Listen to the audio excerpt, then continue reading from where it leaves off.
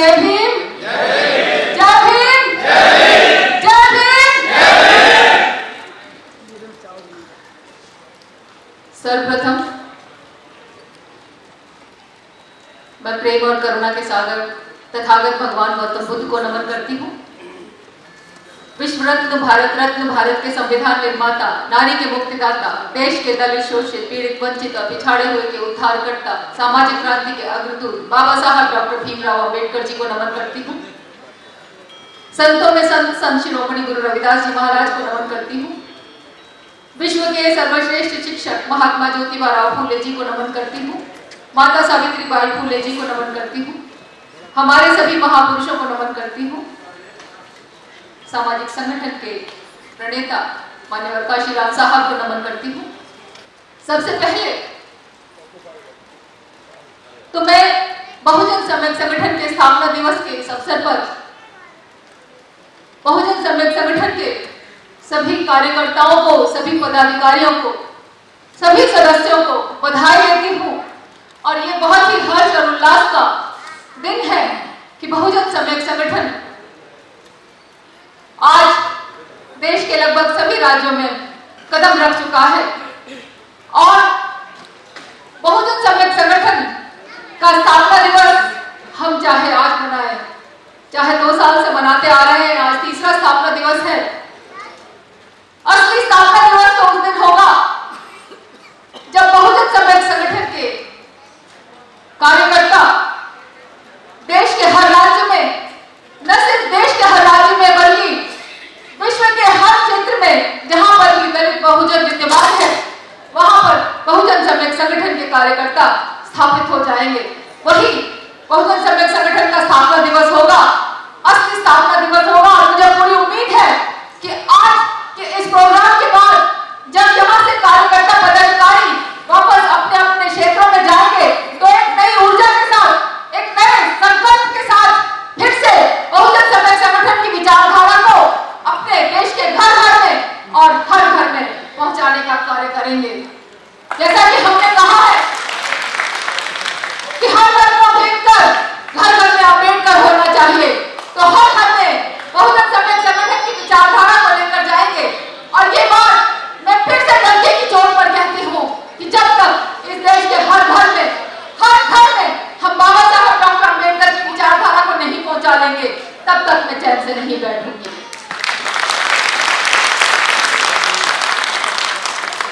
बाबा साहब डॉक्टर भीमराव अंबेडकर के जीवन चरित्र के बारे में आज कुछ भी कहना मैं इतना जरूरी नहीं समझती, क्योंकि इस सभा में उपस्थित हर व्यक्ति ने बाबा साहब के जीवन चरित्र को जीवन में कम से कम एक बार जरूर समझा होगा, जरूर पढ़ा होगा। और आज हम सब लोग एक मंच के पास बैठे हैं, एक छत के नीचे बैठे हैं, तो उसका पूरा का पूरा श्रेय बाबा साहब डॉक्टर अम्बेडकर को ही दिया जाना चाहिए। क्योंकि बाबा साहब ने, एक अकेले बाबा साहब ने अपने जीवन के माध्यम से, अपने संघर्ष और अपने त्याग और बलिदान के माध्यम से इस देश में दलित बहुजनों के लिए जो कार्य किया वो उससे पहले और उसके बाद आज तक भी किसी ने नहीं किया। बाबा साहब ने संविधान के माध्यम से हमारे मान सम्मान की जो लड़ाई लड़ी और संविधान के माध्यम से हमें जो मान समानता के अधिकार दिलाए हैं, आज उन्हीं समानता के अधिकारों की वजह से हम सब लोग संगठन बनाकर अपने मान सम्मान की लड़ाई लड़ रहे हैं। और बहुजन सम्यक संगठन आज यही काम करने निकला है। मैं वैसे तो एक छोटी सी कार्यकर्ता ही कहूंगी अपने आप को, क्योंकि जब मैं अकेली चली थी तो हमारे साथ कोई नहीं था, मैं अकेली ही निकली थी। देश के बहुत दूर नहीं, दिल्ली के आसपास के गांवों में जाती थी और दिल्ली से निकलकर पश्चिम उत्तर प्रदेश के गांवों में जाती थी। उसके बाद उत्तर प्रदेश से आगे राजस्थान जाती थी, फिर मध्य प्रदेश जाती थी, गुजरात जाती थी, पंजाब, हरियाणा मेरे माता पिता की जन्मभूमि। और देखते ही देखते संगठन की धमक देश के लगभग सभी राज्यों में पहुंच गई। मैं तो अकेले ही चली, लेकिन जिस विश्वास भावना के साथ मैंने ये सोचा कि आज देश में दलित बहुजनों की आवाज बनना बहुत जरूरी है। और जिस तरह से हमारे समाज में जो लीडर बने हुए हैं, मैं लीडर बनने नहीं निकली थी, मैं तो सिर्फ कार्यकर्ता बनकर चली थी।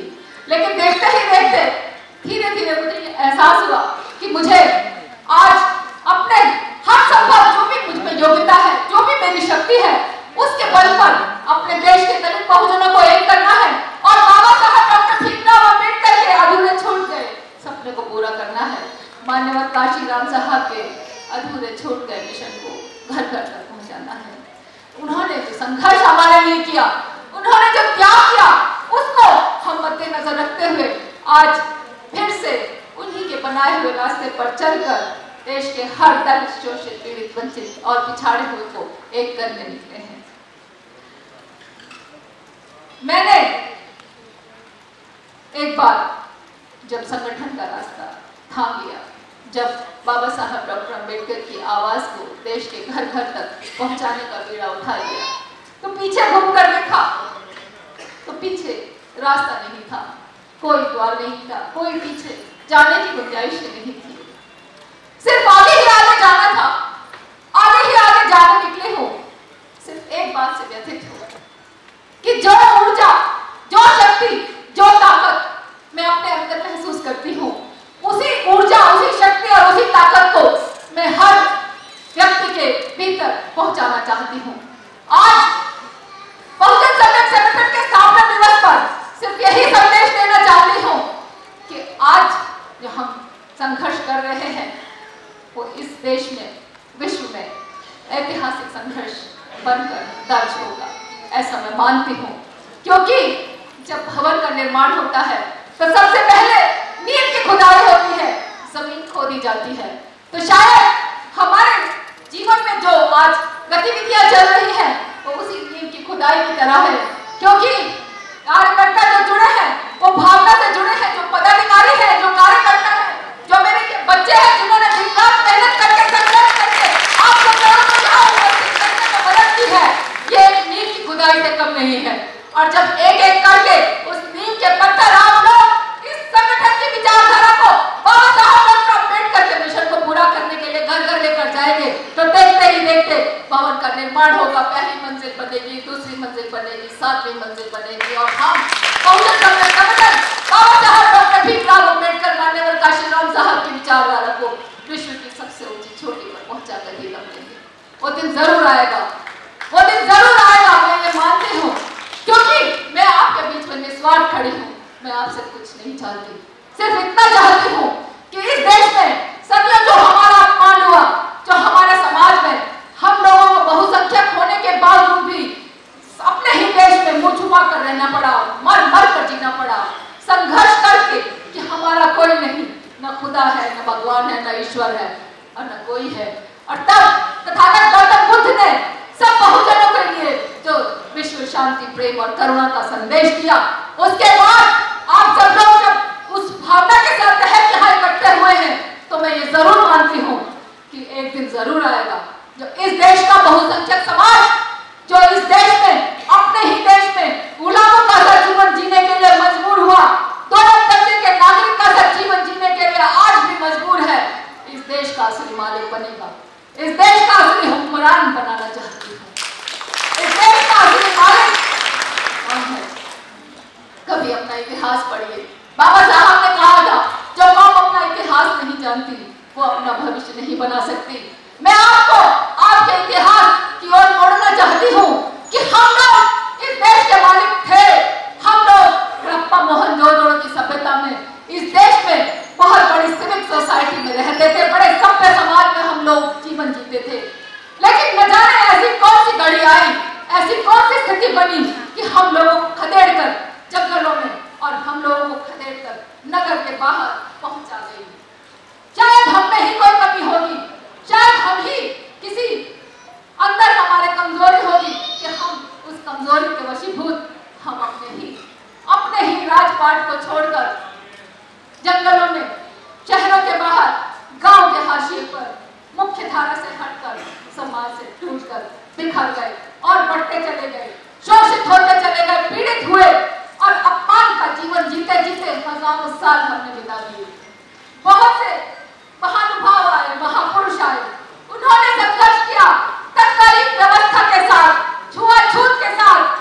सतगुरु रविदास जी महाराज ने संघर्ष किया और उन्होंने अपनी कर्म शक्ति के बल पर जो उनके अंदर जो ताकत थी, जो उस समय अपनी स्पिरिचुअलिटी, जो उनके अंदर आध्यात्म था और उनके अंदर जो कर्म करने की ताकत थी, उसके आधार पर उन्होंने काशी के प्रकांड पंडितों को बाहर का रास्ता दिखाया और यह सिद्ध कर दिया कि ज्ञान किसी जाति का मोहताज नहीं है और जाति इस देश में किसी ईश्वर ने, किसी कुदरत ने नहीं बनाई, किसी भगवान ने नहीं बनाई, इस समाज में उन लोगों ने बनाई जिन लोगों ने अपने स्वार्थ के वशीभूत, अपने सीमित संकुचित सोच के कारण एक अच्छे खासे सभ्य समाज को इस तरह से टुकड़ों में बांट दिया, शोषित किया, अपमानित किया, प्रताड़ित किया और इस देश को हम अपनी आंखों के सामने बिगड़ते देखते रहे, बर्बाद होते देखते रहे। इतना बड़ा जन समुदाय, इतना बड़ा करोड़ों की आबादी वाला हमारा देश, हमारे देश में कोई भी अपने लिए सब कुछ की मांग नहीं करता। हम लोग अपने लिए आरक्षण की मांग करते हैं। आरक्षण सरकारी नौकरियों में हमें 15% और बाद में ओबीसी और बाद में जो एसटी को रिजर्वेशन जो मिला, बस हमें वो मिलता रहे और हम चलते रहे। जब सरकारी नौकरियां ही खत्म हो गई तो उस आरक्षण के मायने क्या? आज जगह जगह आरक्षण बचाओ रैलियां करते हैं, जगह जगह। अगर आरक्षण ही बचाने की बात है तो आरक्षण की पहले जाइए कि आरक्षण क्यों हमें दिया गया था, आरक्षण के मायने क्या होते हैं।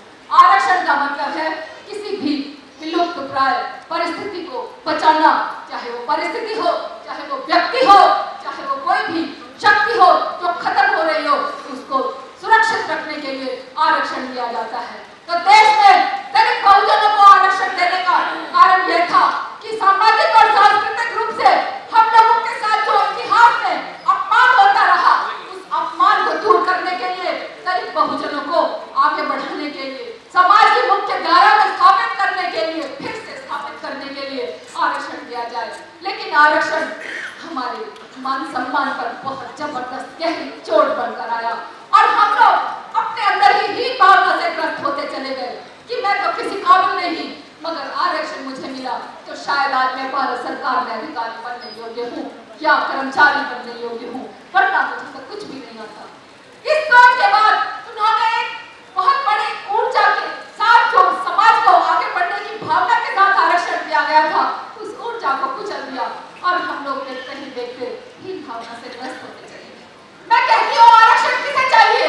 नहीं चाहिए आरक्षण, हमें नहीं चाहिए। मैं ये समझती हूँ कि यदि हर व्यक्ति को जीवन में एक समान पायदान पर खड़े रहने का अधिकार दिया जाए, एक समान जीवन की परिस्थिति दी जाए, समान अवसर दिया जाए, समान रूप से शिक्षा दी जाए, समान रूप से स्वास्थ्य दिया जाए, समान रूप से भोजन किया जाए, समान रूप से आगे बढ़ने के रास्ते दिए जाए, तो हमें किसी आरक्षण की जरूरत नहीं है। ले लो आरक्षण, मगर हमें हमारे समानता के अधिकार मिलने जरूरी है। समानता के अधिकारों के लिए हमें किसी से भीख मांगने की जरूरत नहीं है, हमें कोई धरना प्रदर्शन की जरूरत नहीं है। धरना प्रदर्शन की मूल में जो भावना छुपी होती है वो ये है कि वो कोई सत्ता है और हम उसके आगे धरना प्रदर्शन करें और अपनी मांगे मांगे। मैं कहती हूँ ऐसी स्थिति पैदा करो कि धरना प्रदर्शन करके अपनी मांगे मनवाने की जगह हम लोग उस सत्ता पर स्थापित हो जाएं और खुद ब खुद अपने समाज की गति पर ध्यान से समझते हुए हर व्यक्ति की जरूरतों को पूरा करें। संविधान के मद्देनजर हर व्यक्ति का मान सम्मान सुरक्षित हो, हर व्यक्ति के अधिकार सुरक्षित हो, हर व्यक्ति को भोजन मिले, हर व्यक्ति को आगे बढ़ने का रास्ता मिले, शिक्षा मिले, स्वास्थ्य मिले, संस्कार मिले और देश से अपराध दूर हो, देश से शोषण दूर हो, देश से उत्पीड़न दूर हो और इस देश का 97% समाज 85 में आगे भी जोड़ती हूँ, क्योंकि सिर्फ और सिर्फ 3% या और भी अगर संकुचित किया जाए तो सिर्फ और सिर्फ मात्र 13% आबादी इस देश की ऐसी है जो बाकी की आबादी को हाँक रही है और हम लोग हाँके जाते रहे हमेशा। और आज भी हम लोग इतने पढ़े लिखे होने के बाद भी, इतनी सब जानकारी समझदारी रखने के बाद भी हम लोग आज इसी तरह से हाँके जा रहे हैं। क्यों? क्योंकि हम लोग स्वार्थी हो गए, क्योंकि हम लोग मेरा परिवार, मेरा बेटा, मेरा भतीजा उसी में मगन हो गए कि बस मैं निकल जाऊं। जैसे कि रोड पर जब ट्रैफिक जाम होता है तो हर कोई गाड़ी पे एक्सीलेटर दबाता है, ये नहीं 1 मिनट रुक जाए ताकि उस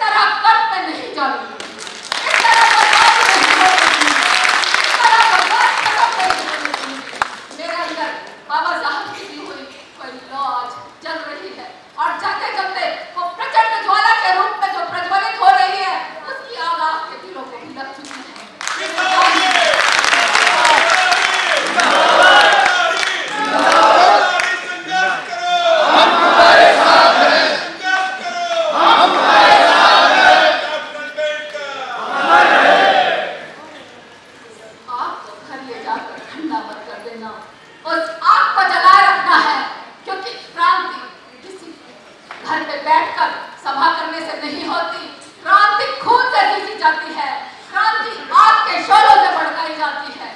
मैं भारत सरकार की मुलाजिम हूँ, मैं भारत सरकार से तनख्वाह लेती हूँ, अपना घर चलाती हूँ, लेकिन मेरे मन में उस समाज के प्रति दर्द है जिस समाज ने आज मुझे सर आंखों पर बिठाया है, और मैं आज अपने जीवन का सर्वस्व त्याग करने के लिए बिल्कुल तैयार हूँ और चाहती हूँ कि जो हमारा मिशन अधूरा छूट गया, हमारे पुरखे जो आज खून के आंसू रोते हैं, उनके खून के आंसुओं को हमें न सिर्फ रोकना है बल्कि उनके चेहरों पर मुस्कुराहट लानी है।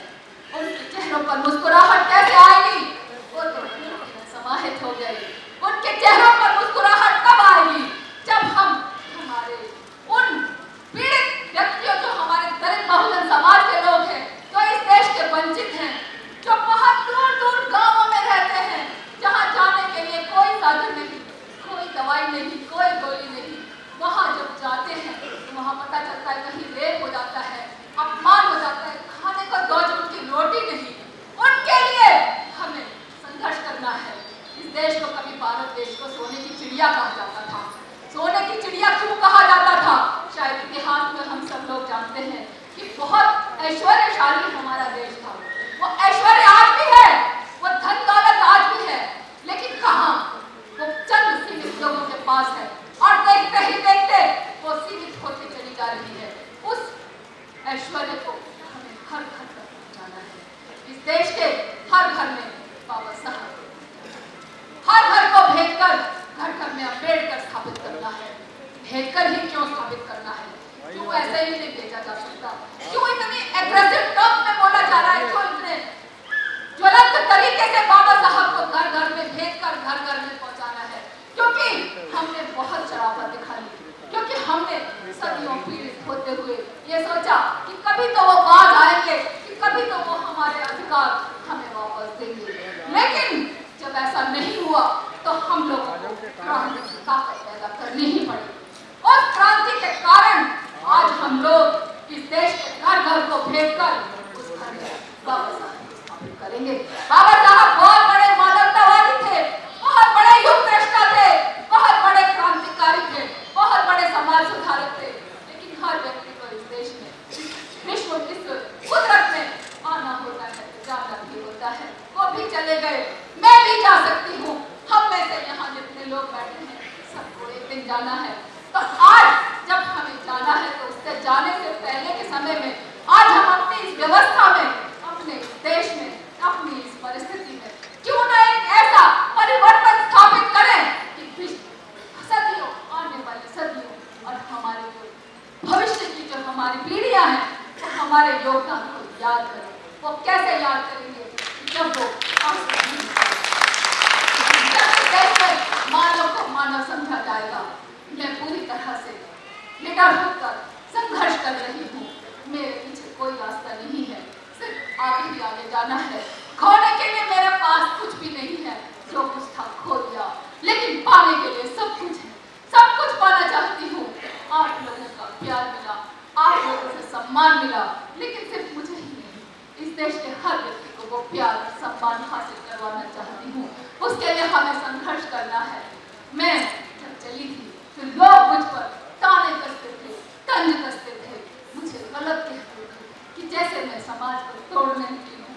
लेकिन देखते ही देखते इस टूटे हुए समाज के असंख्य टुकड़े हो गए, हजारों टुकड़े, लाखों करोड़ों टुकड़े हो गए, और हम लोग वहीं के वहीं पड़े रहे, क्योंकि शायद हमारे मन में स्वार्थ विद्यमान है। आज उस स्वार्थ का त्याग करो और अपने अपने अंदर जो ऊर्जा आपको बाबा साहब ने दी, जो तथागत गौतम बुद्ध ने हमें इस लायक बनाया, उस ऊर्जा को संकल्पित करते हुए, संकलित करते हुए इस देश में फिर से हमें उसकी सत्ता वापस दिलानी है। बहुत ज्यादा बोलने की जरूरत नहीं है, मेरा फोकस बना हुआ है। मुझे चाहे कोई कितने भी ताने मारे, कितना भी अपमानित करे, लेकिन जो मेरे मन में जो बात है वो मैं आप तक पहुंचा ही दूंगी, बल्कि आप तक पहुंच ही चुकी है। किसी स्वार्थ से अपने समाज को लीडरशिप नहीं दे रही हूँ, किसी स्वार्थ से। कब का बनना होता तो किसी भी पार्टी में जाके लोकसभा में, राज्यसभा में, कहाँ से बुलावे नहीं आए, कब की बन जाती अकेली। लेकिन मुझे मुझे अपने अकेले के लिए हासिल नहीं करना है। मुझे अपने बहुजन समाज को, जो योग्य लोग हैं, जिसके अंदर काबिलियत है, अपने समाज को जोड़ने की, उनकी लड़ाई लड़ने की, उन सबको वहाँ सत्ता के सर्वोच्च शिखर पर बैठाना है। उस सर्वोच्च शिखर तक पहुँचने के लिए बहुत लंबी लड़ाई है। पीछे मत चले जाना, घूम के मत देखो, सिर्फ आगे ही आगे जाना है, क्योंकि हम लोग साथ रहेंगे, एक दूसरे का उत्साह बढ़ाएंगे, तो संगठन दिन पर दिन मजबूत होता जाएगा। और राजनीतिक ताकत तो हमें मिली थी, और हम उस राजनीतिक ताकत के बल पर चंद लोगों को संसद में और विधायिकाओं में बैठाते रहे, लेकिन उससे हमें मिला नहीं। अब भी समय है आपको जागने का। मैं देश के किसी भी अलग अलग राज्यों से जाकर चुनाव नहीं लड़ने वाली हूँ, ना मेरी कोई राजनीतिक दल या पार्टी है, लेकिन बाबा साहब ने संविधान में हमें हर काम करने का अधिकार दिया है, अपने व्यक्तित्व को आगे बढ़ाने का अधिकार दिया है, जीवन की हर परिस्थिति का सामना करने का अधिकार दिया है, राजनीतिक समानता का अधिकार दिया है। राजनीतिक समानता का अधिकार देने के समय उन्होंने कहा था कि सामाजिक और आर्थिक क्षेत्र में असमान और राजनीतिक क्षेत्र में हम समान हो जाएंगे, लेकिन उन्होंने ये भी कहा था कि वो दिन एक दिन जरूर आएगा जब सामाजिक और आर्थिक रूप से पीड़ित लोग इस व्यवस्था की ईंट से ईंट बजा देंगे अगर उन्हें समानता नहीं मिली। तो मुझे लगता है कि पानी करते हुए आ चुका है और अब सांस भी बंद होने जा रहा है। यदि अभी समय नहीं लिया तो वो दिन जरूर आएगा कि जब हम लोग नहीं कर पाएंगे। आज सर से ऊपर करने दीजिए, अपने संघर्ष को, अपने संघर्ष की डोर को अपने हाथों में संभालिए और उस ताकत के साथ लड़ाई लड़िए। पीछे नहीं मुड़ना, हार से नहीं डरना, कम से कम लड़ना तो है। जो लड़ते ही नहीं वो क्या हारेंगे और क्या जीतेंगे, लेकिन जब लड़ाई लड़नी है तो आर या पार की लड़ाई लड़नी है, पूरी लड़ाई लड़ेंगे, पूरी लड़ाई लड़ेंगे, किसी से कम नहीं है हम। और जरूरी नहीं है कि हमारे पास यदि धन की कमी है तो हम संघर्ष नहीं कर सकते। मन में भावना होनी चाहिए, निस्वार्थ भाव से आप लोग जुड़िए। इस देश में कहां से आप लोग आए हैं, आपका शुक्रिया अदा करना चाहती हूँ। व्यक्तिगत स्वार्थ नहीं है, फिर भी व्यक्तिगत शुक्रिया अदा करना चाहती हूँ और ये चाहती हूँ कि वापस जाकर बाबा साहब डॉक्टर भीमराव अम्बेडकर, माननीय कांशीराम साहब और बहुजन समाज संगठन की विचारधारा को आप अपने क्षेत्र के हर घर में पहुंचाएंगे। इन्हीं शब्दों के साथ मैं एक बार फिर से आप सभी लोगों को शुभाशीष देती हूँ, आप सभी लोगों को धन्यवाद देती हूँ कि आपके प्यार और आपके स्नेह और आपके सम्मान के कारण ही मैं पिता हरित आज स्थिति में हूँ कि यदि मुझे खाने को एक दाना न मिले, पीने को पानी का एक बूंद न मिले, लेकिन बाबा साहब की विचारधारा को अपने जीवन की एक एक सांस के साथ इस घर घर में, हर घर में पहुंचाती रहूंगी, चाहे वो घर किस विचार